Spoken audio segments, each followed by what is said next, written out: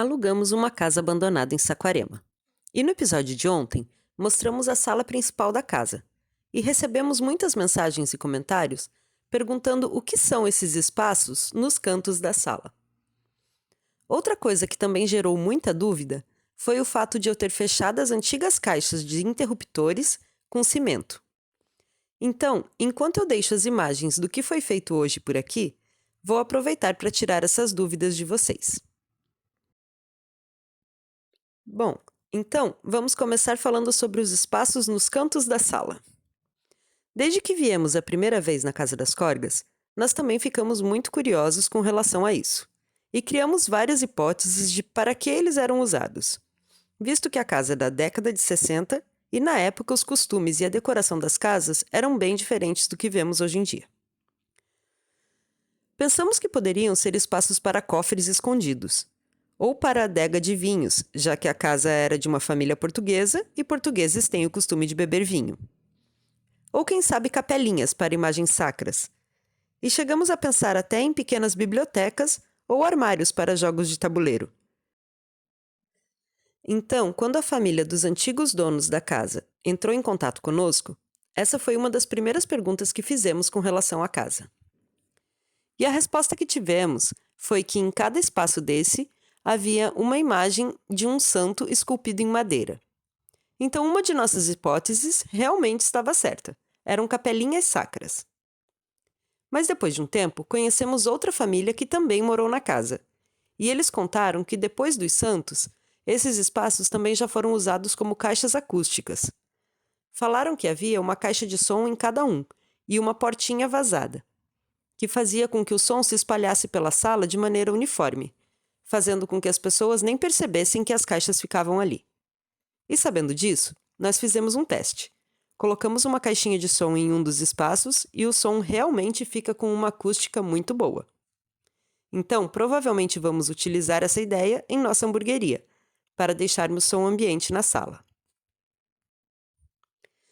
Agora, vou explicar o porquê de termos fechado as caixas das antigas fiações elétricas.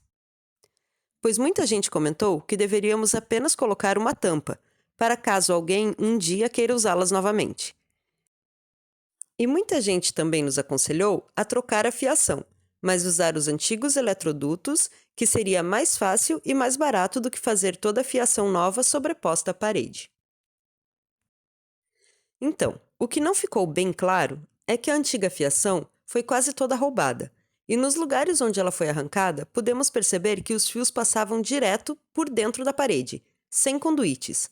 Então, caso a gente quisesse refazer a fiação embutida e aproveitar os antigos caixilhos, teríamos que cortar todas as paredes, colocar conduítes e trocar os interruptores e caixas que ainda existem, pois são todas muito antigas e estão danificadas.